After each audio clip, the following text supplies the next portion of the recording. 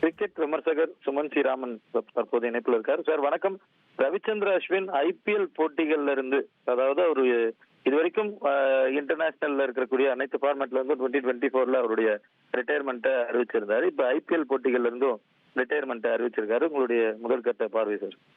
எதிர்பார்க்கப்பட்டதுன்னு தான் சொல்லணும். ஏன்னா ஏற்கனவே கடந்த சில மாதங்களாக சிஎஸ்கே அவரை ரிலீஸ் பண்ணிடுவாங்க அப்படிங்கிற பேச்சு அடிபட்டது. ஸோ அது கிட்டத்தட்ட உண்மைங்கிற ஸ்டேஜ் வந்த போது அவர் இந்த முடிவுக்கு வந்திருக்கலாம். ஆனால் அவர் போட்டிருக்கிற அந்த போஸ்ட்ல எனக்கு வித்தியாசமா பட்டது எக்ஸ்ப்ளோரிங் அதர் லீக்ஸ் அப்படின்னு போட்டிருக்காரு. அப்படின்னா மற்ற நாடுகள்ல நடக்கக்கூடிய லீக் போட்டிகளில் இந்த மாதிரி பிரான்சைஸ் லீக் போட்டிகளில் அவர் விளையாட போகிறாரா, இல்ல ஒரு மென்டராவோ இல்ல ஒரு அட்வைசராவோ கோச்சாவோ அந்த மாதிரி போறாரா, அதுவும் புரியல. ஏன்னா எக்ஸ்ப்ளோரிங் அதர் லீக்ஸ் அப்படின்னா மற்ற பிரான்சைஸ் இந்தியா பிசிசிஐ யூஸ்வலா அதை அனுமதிக்கிறது இல்லை.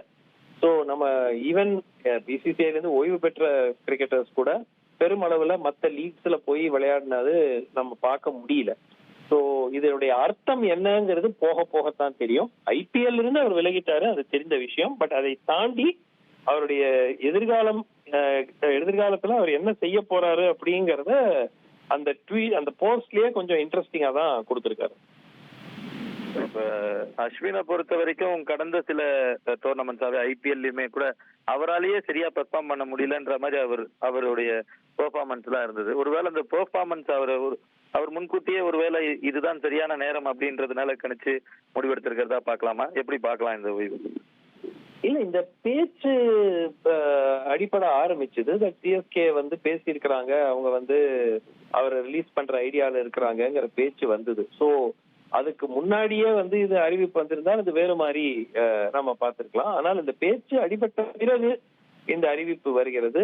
பிளஸ் மத்த லீக்ஸ் ஆர் பெக்கனிங்கிற மாதிரி போட்டிருக்காரு. அது அந்த போஸ்டுக்கு அர்த்தம் என்ன அப்படிங்கறதும் போக போகதான் தெரியும். அதான் சொன்னது.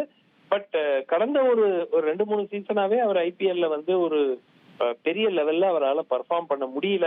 முதல்ல ராஜஸ்தான்ல இருந்த போதும் சரி, அதுக்கப்புறம் சென்னைக்கு வந்த போதும் அவருடைய பர்ஃபார்மன்ஸஸ் அவருடைய ஸ்டாண்டர்டு, ஒரு சராசரியான பிளேயருக்கு அது வேற மாதிரி இருந்திருக்கலாம். பட் அஸ்வின் போன்ற ஒரு பிரமாதமான ஒரு கிரிக்கெட்டர் ஸ்டாண்டர்டு அது இல்லை. அது அவரே ஏற்றுக்கொள்வார்.